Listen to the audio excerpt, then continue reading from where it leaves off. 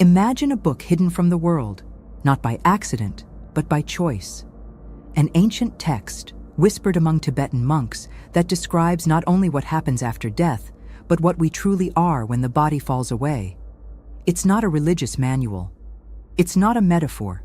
It's a direct, almost surgical guide that reveals the invisible with unsettling precision. It wasn't written to entertain. It was written to awaken. This book is called the Bardo Thodol, known in the West as the Tibetan Book of the Dead. But don't be misled by the title. It's not just about death. It's about the mind, about nameless consciousness, about the instant when the I disappears and something greater remains. For centuries, it was read in secret, only by initiates, as if the very act of understanding it could be dangerous. But dangerous to whom? What happens when someone discovers they are not the body? That death is a passage, not an end? That the fear of the end feeds a lie told for millennia? Maybe the real reason this book was hidden lies not in its words, but in the consequences of accepting them. Because once you've read it, you'll never see yourself the same way again. And maybe the world around you will start to seem different too. Imagine a mirror that doesn't show your face, but your soul. A mirror that reflects everything you are, without your achievements, your failures, or the name you repeat when asked, "Who are you?" The Bardo Thodol is that mirror. And that's why it's terrifying. Because it invites you to remember something that was carefully forgotten, something no one told you, because maybe they didn't even know how to explain it. And what if the thing you fear the most, the moment of death, is actually the clearest moment of your existence? What if, instead of darkness, there is light? A light so pure it exposes even the thoughts you don't dare to think. It's no wonder so many have preferred to keep this knowledge away from the masses. Because knowing too much about the invisible can make the visible world unbearable. But what's so dangerous about remembering who you are beyond the flesh?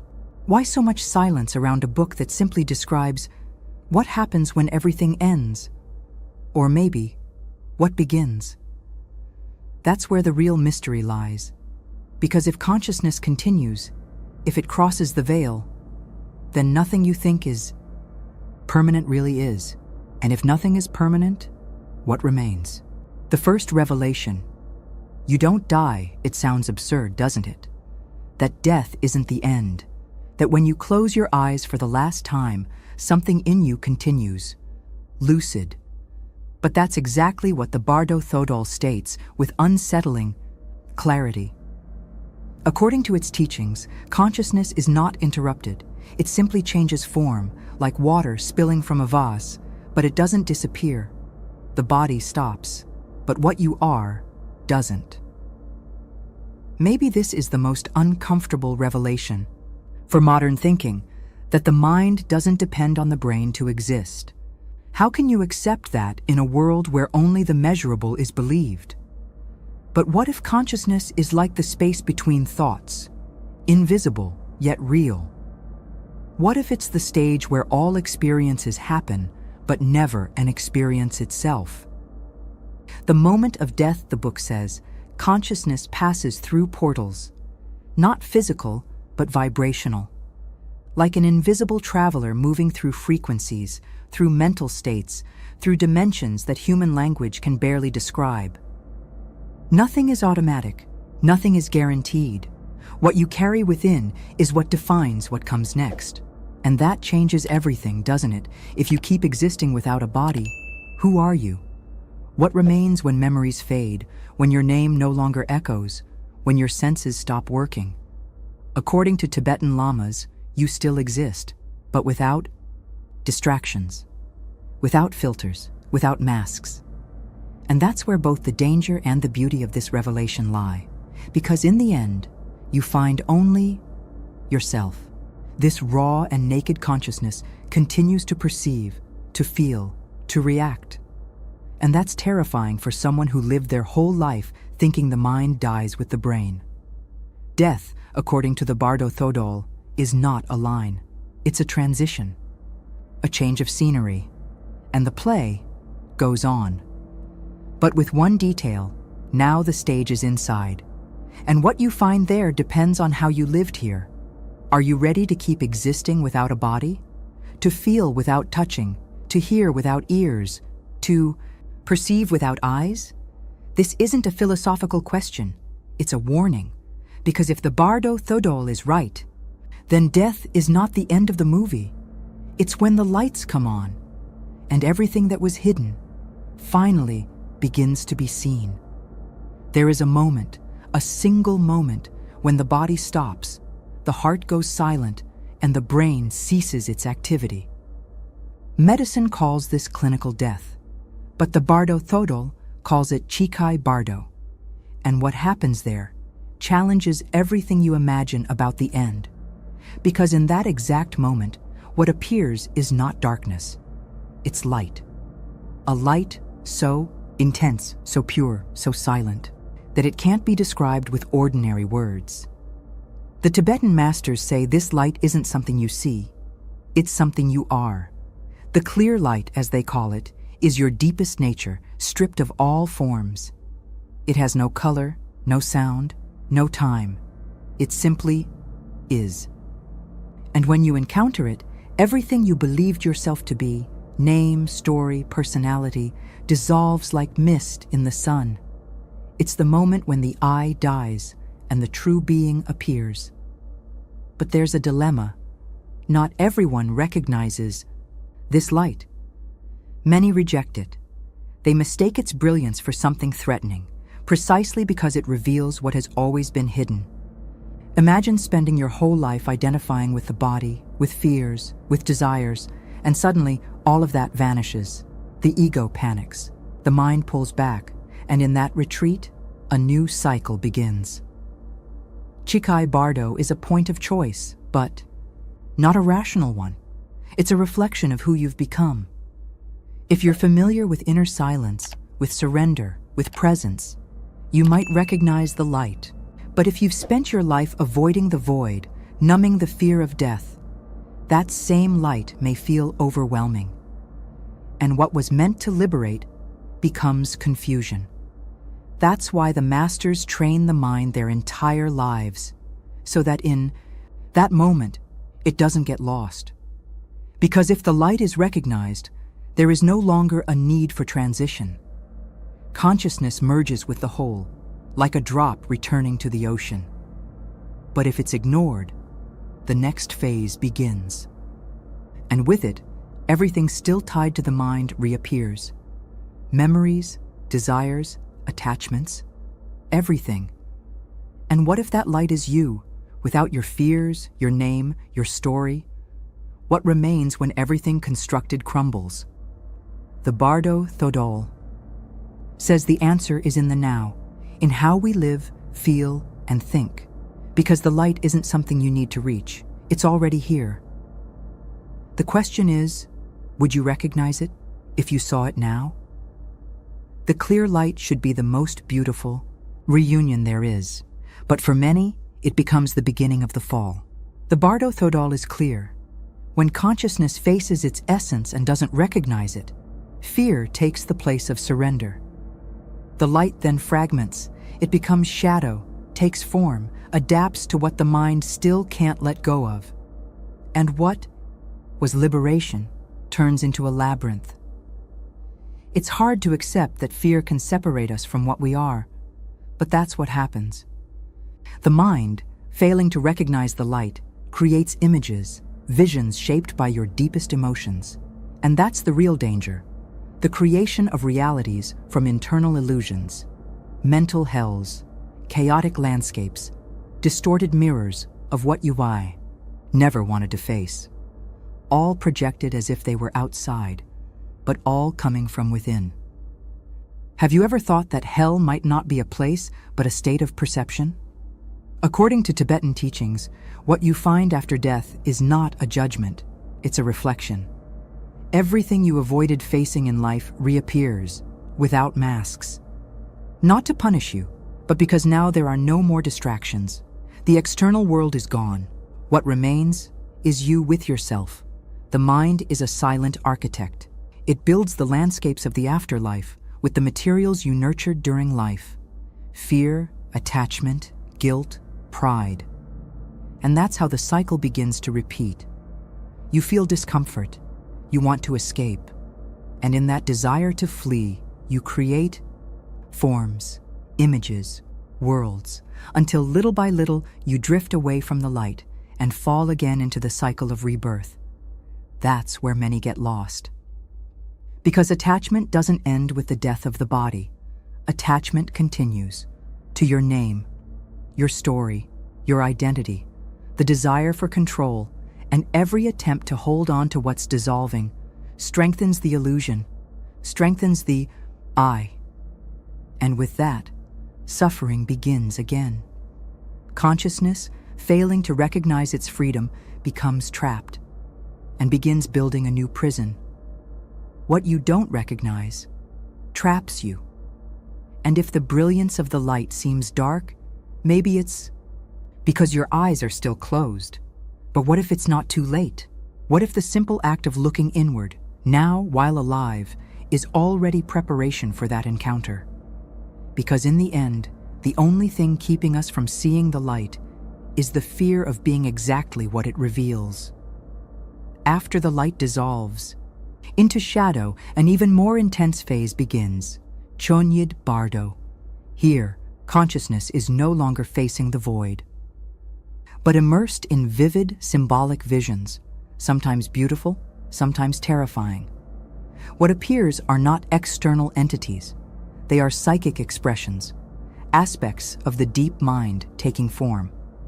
And these forms may seem divine or monstrous. Have you ever dreamed something so real that you woke up sweating? Now imagine that dream without waking up.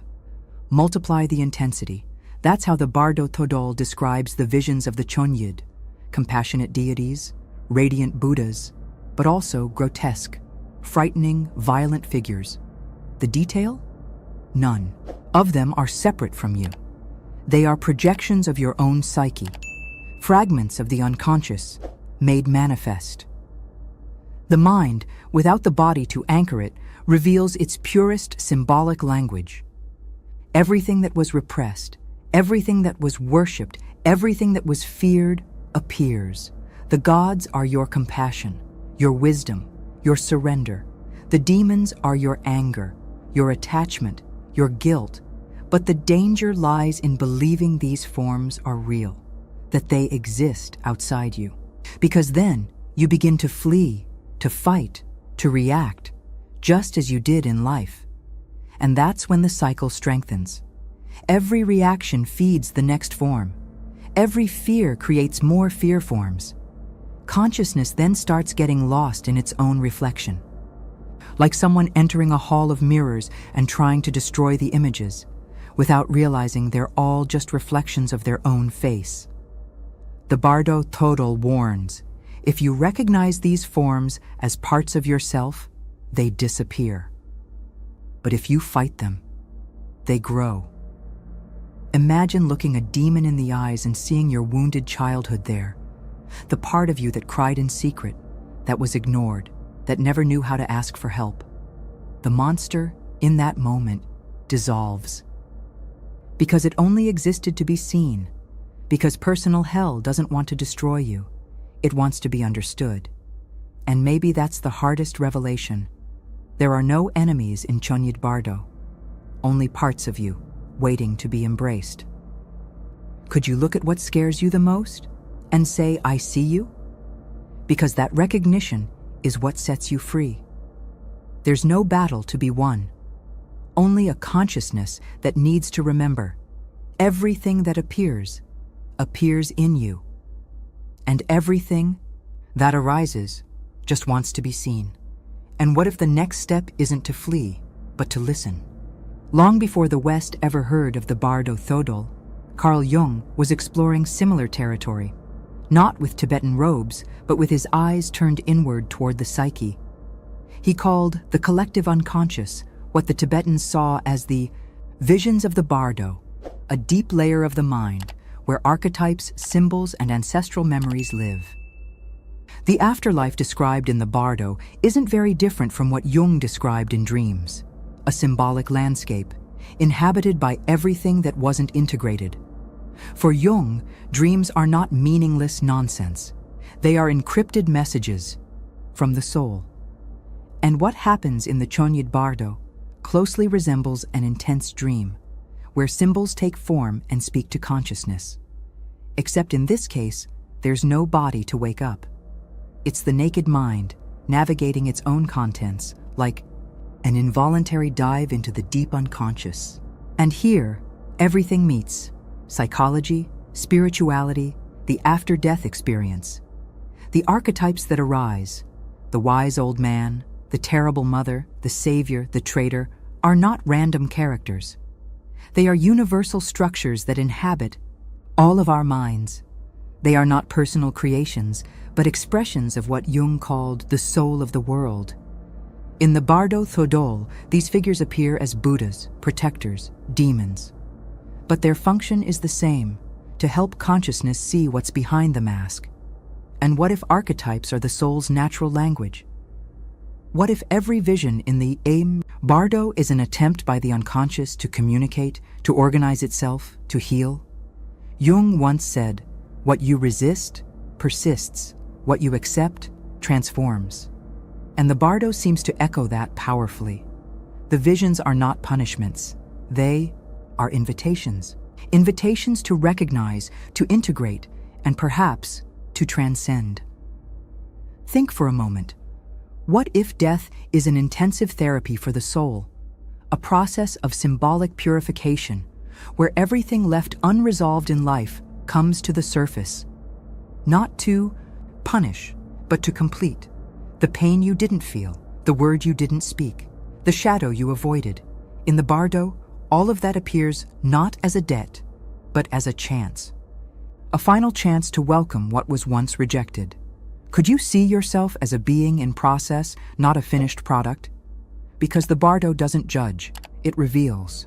And in that deep mirror, every figure that appears carries a message. You can still recognize yourself.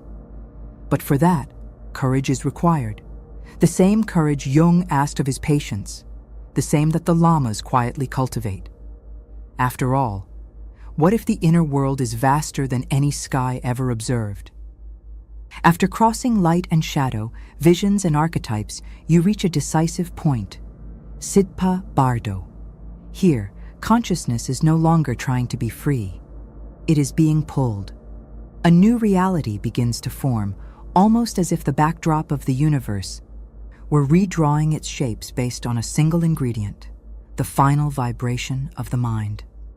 What you feel is what you attract.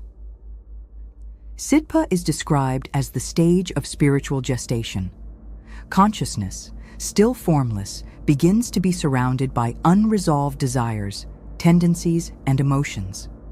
And without realizing it, it's drawn toward a new birth, not by rational choice, but by energetic affinity.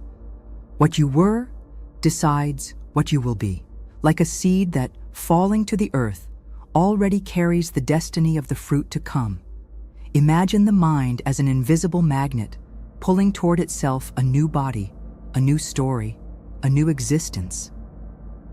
But luck plays no part here. Rebirth is not a cosmic lottery. It's more like subtle mathematics. Vibration meets vibration. Frequency answers frequency. It's not about punishment, nor about reward. It's about resonance. You don't choose the destination. You emit the destination. This is where the masters warn. Everything you feel at the end of life, fear, anger, desire, compassion, shapes the path to what's coming.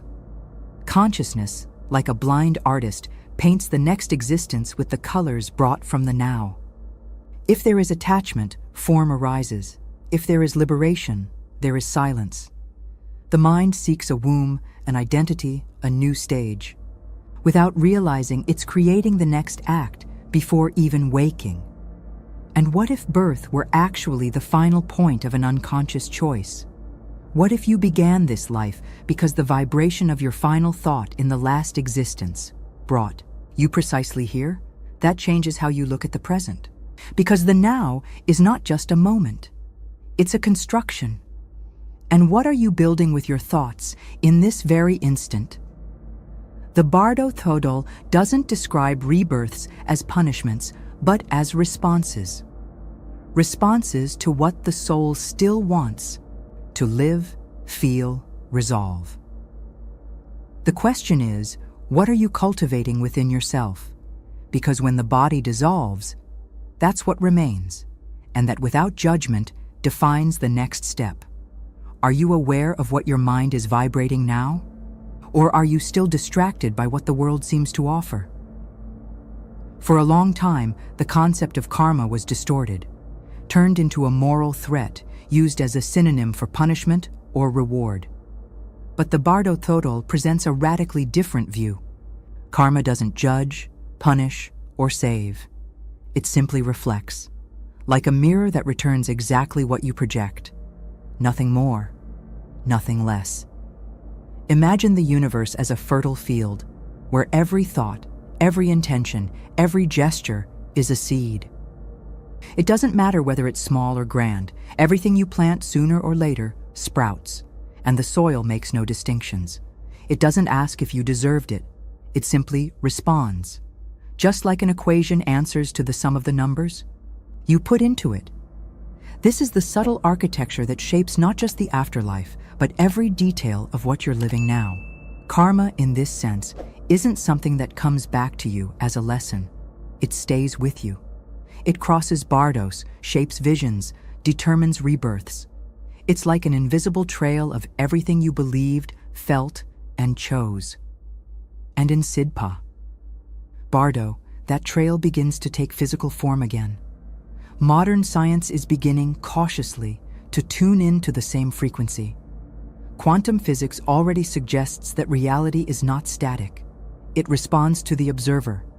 It shifts with intention. Vibrates with the mind. It's as if we're only beginning to understand that the entire universe might be sensitive to what we think. And if that's true, then karma isn't religion. It's the subtle mechanics of consciousness. With thought, we create the world, said the Buddha. And the Bardo Thodol reaffirms, there is no deity choosing your fate. You are the invisible architect of your next life. Every thought is a stroke, every emotion, a color, and in the end, the landscape you'll see will be exactly the one you drew, sometimes without even realizing it. Your destiny is not mystical, it's mathematical. And if that's the case, the real question isn't, what's going to happen to me, but rather, what am I creating now with the way I think, love, act, react? Because in the universe of the Bardo, reality doesn't wait to judge you. It simply reflects, and that reflection is happening right now. For centuries, science tried to reduce the mind to the brain, neurons, synapses, electrical impulses, as if consciousness were nothing more than a biological byproduct, a side effect of living flesh. But what if that idea is wrong? What if the brain is just an instrument and the mind, the true musician? The Bardo Thodol leaves no doubt. When the brain shuts down, consciousness continues, full, present, active. Near-death experiences are whispers of this truth.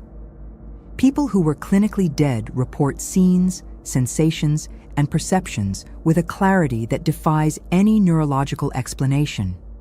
They saw their own bodies from outside, heard conversations that happened outside the room, described details they couldn't possibly have known. Is that hallucination? Or is it evidence? The mind, when freed from the body, doesn't disappear. It expands. It's no longer limited by the physical senses.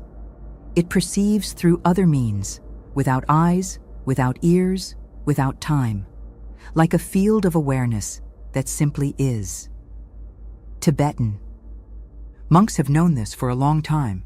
They train the mind not to think more, but to go beyond thinking, because there, in the deep silence of death, thought is just noise. If the brain were everything, death would be a final collapse. But the Bardo Thodol describes continuity, a sequence of perceptions, choices, encounters. Consciousness moves through stages. And all of this happens after biological life has ended. That doesn't point to illusion.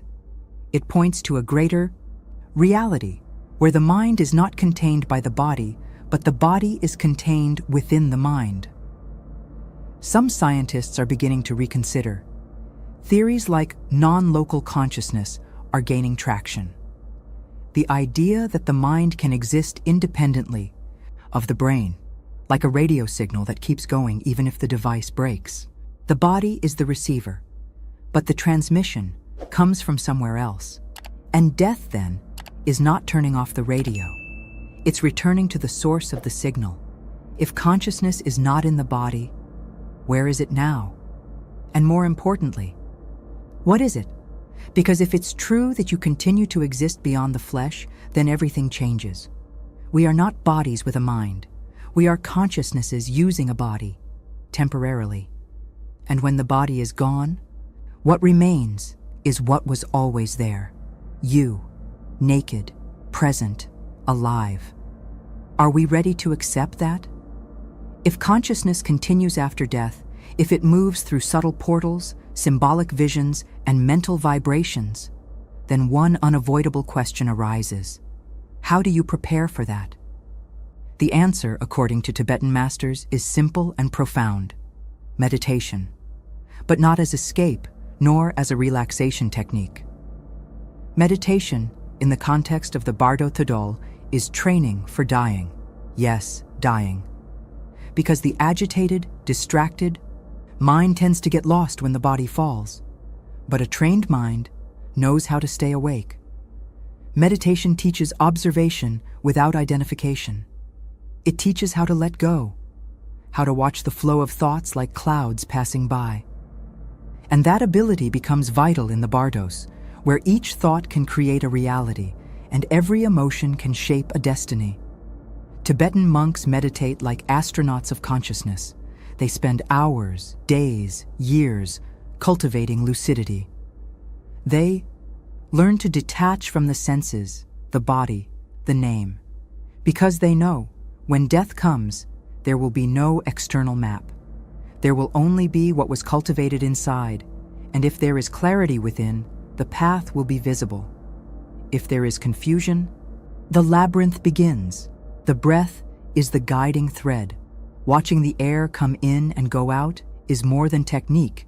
It's a reminder. Everything is impermanent. Each breath dies to make room for the next. And it's in that silent rhythm that, the mind gets used to disappearance. Meditation is, in a way, practicing detachment while alive. It's approaching the void with respect, not fear. It's recognizing that silence is not the end, it's the depth.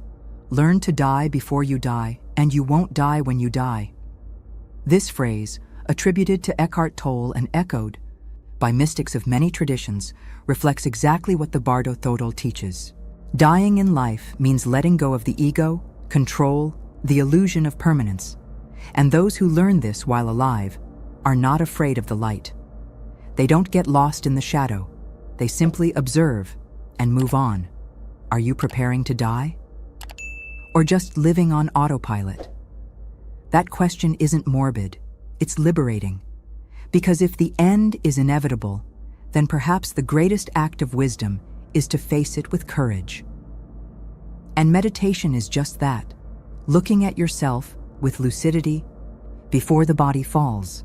And when it does, may you be present, fully present, because awakened consciousness doesn't get lost.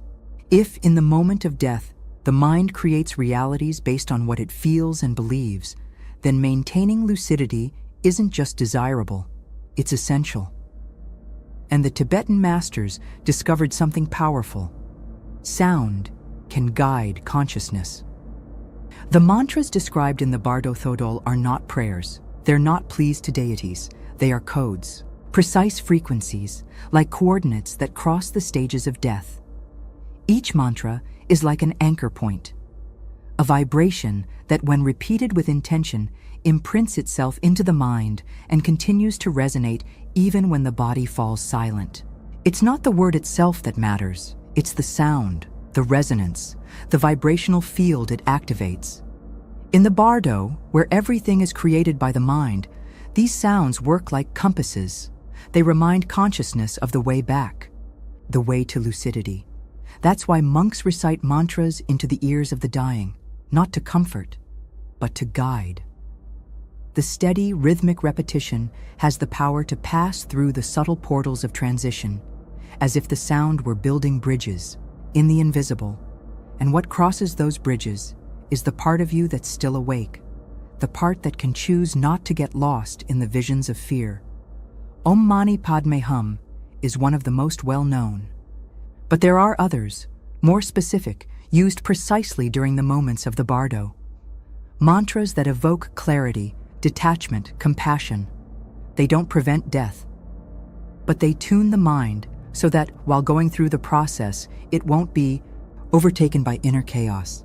Think of them as vibrational passwords, sound combinations that open passages within the soul.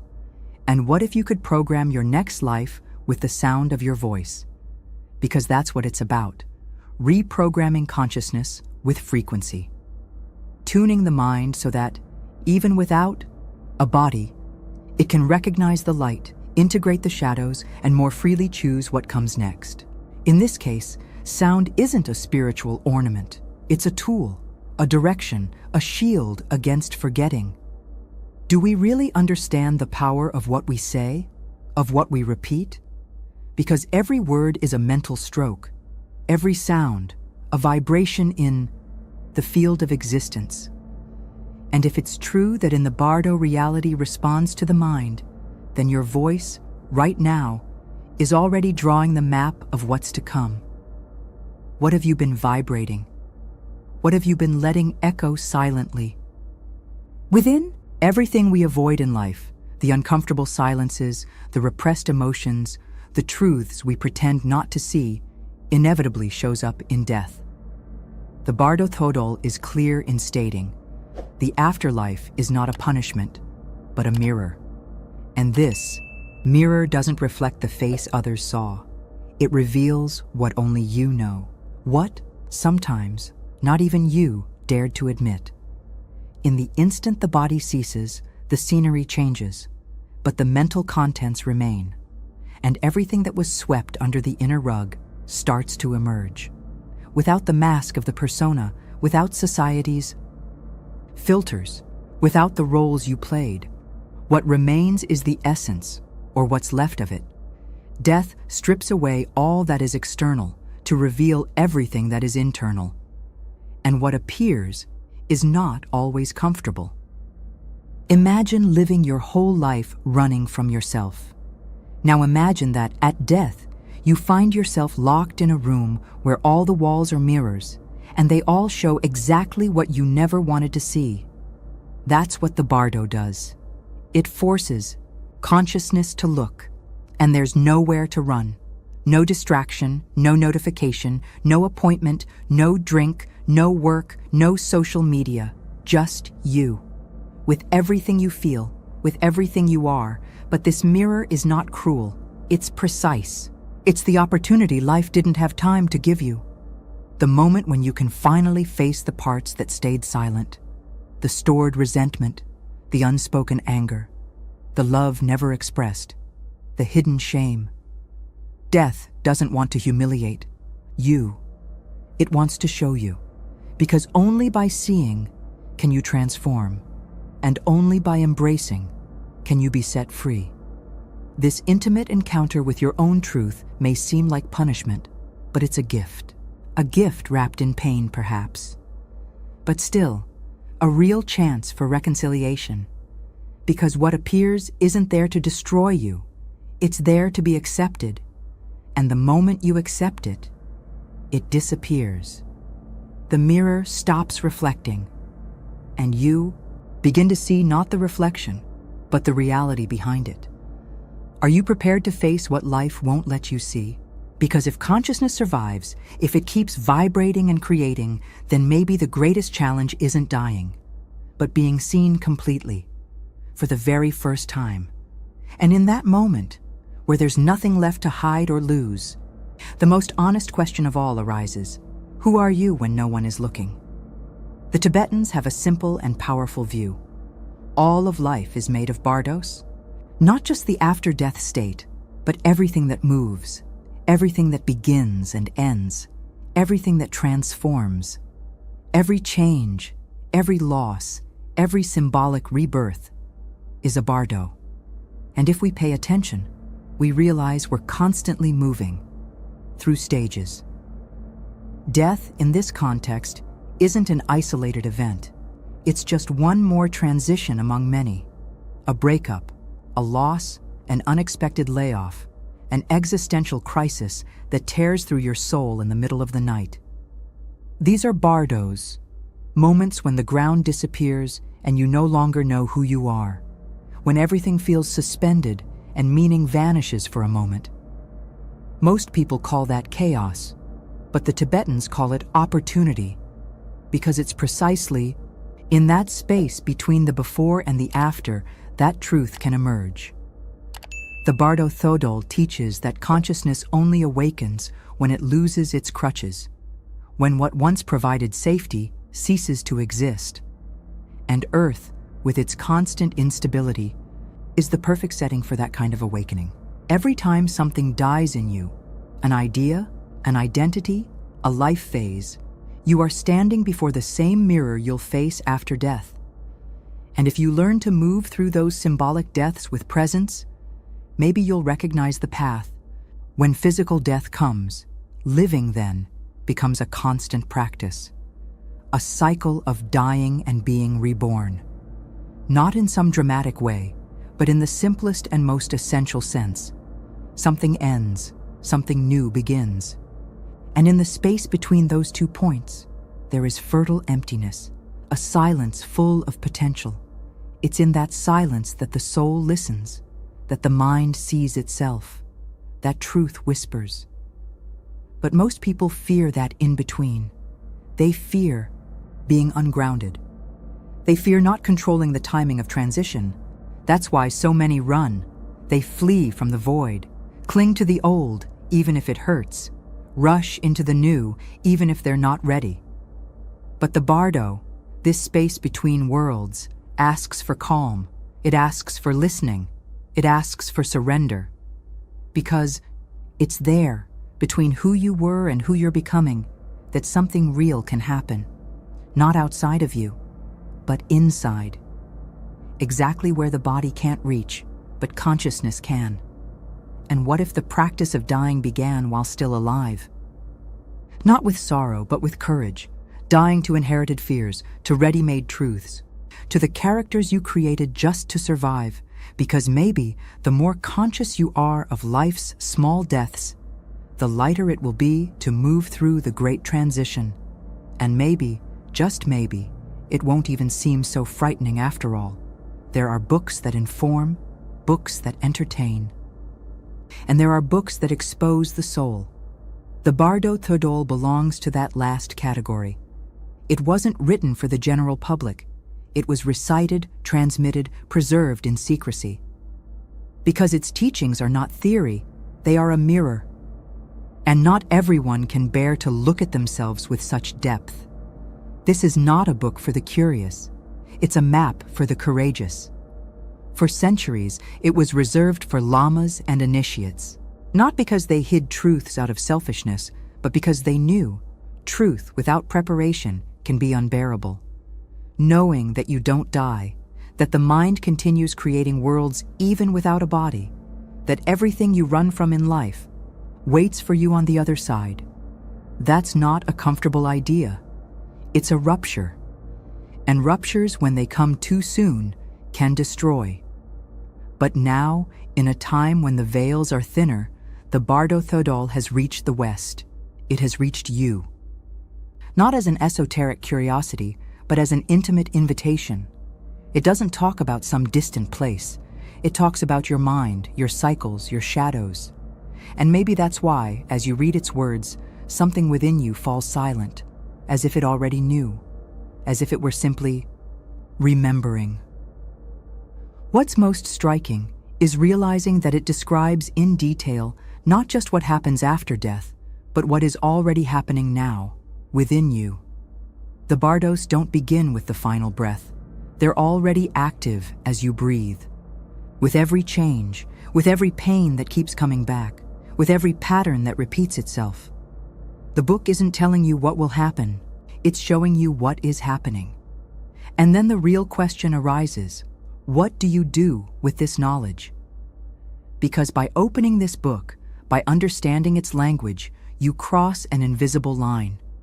You can no longer pretend you don't know. You can't hide behind distraction, urgency, denial. The call has been made, and it comes with no guarantees, only a silent promise. If you follow it to the end, something in you will never be the same. Do you still want to continue? Because now, more than ever, it's not about believing or not. It's about being ready. Because this book, as ancient as it is, doesn't speak of the past. It speaks of you, of now, of everything vibrating beneath the surface.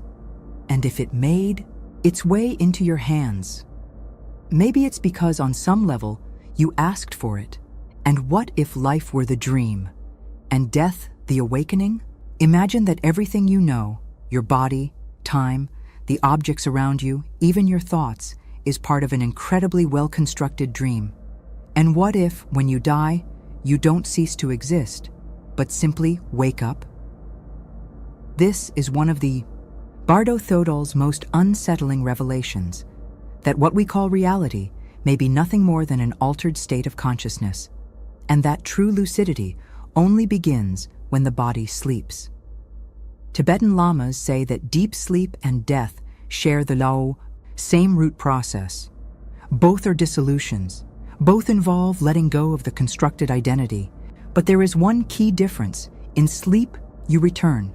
In death, you continue. And in that continuation, everything that was solid loses form. Physical laws dissolve. Time bends. The mind, free from the body, reveals its broader nature. And what it reveals is what you always were. Life, in that sense, is like a collective dream.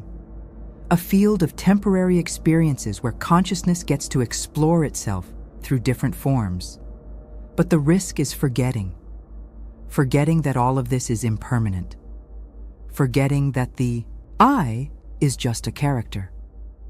Forgetting that pain, pleasure, success, failure are all scenes within something greater. The Bardo Thodol insists, death is the moment the theater curtain closes, and the actor, finally, steps out of the role. But stepping out of the role doesn't mean disappearing. It means remembering that you are not the story. You're the one observing the story, not the name, the presence behind it. And in that remembering, lucidity returns, not as intellectual knowledge, but as living perception. Consciousness, at last, becomes free. Free from form, free from the plot, free from the illusion of separation. And maybe that, more than anything, is what scares us, because waking up isn't always gentle. Sometimes it's brutal, especially when you've forgotten you were dreaming, when you believed in the character so deeply you lost yourself. Waking up, in that case, is like being ripped out of the role, along with all the pent-up emotions. That's why the masters train for a lifetime, so that the awakening is kind, conscious, clear. But are we truly ready to remember? Because if death is the end of illusion and the beginning of lucidity, then living is preparation for awakening. And the question shifts. It's no longer what comes after. It becomes, what am I doing now with the consciousness I have? Because maybe the greatest discovery isn't in death, but in the possibility of waking up while still alive.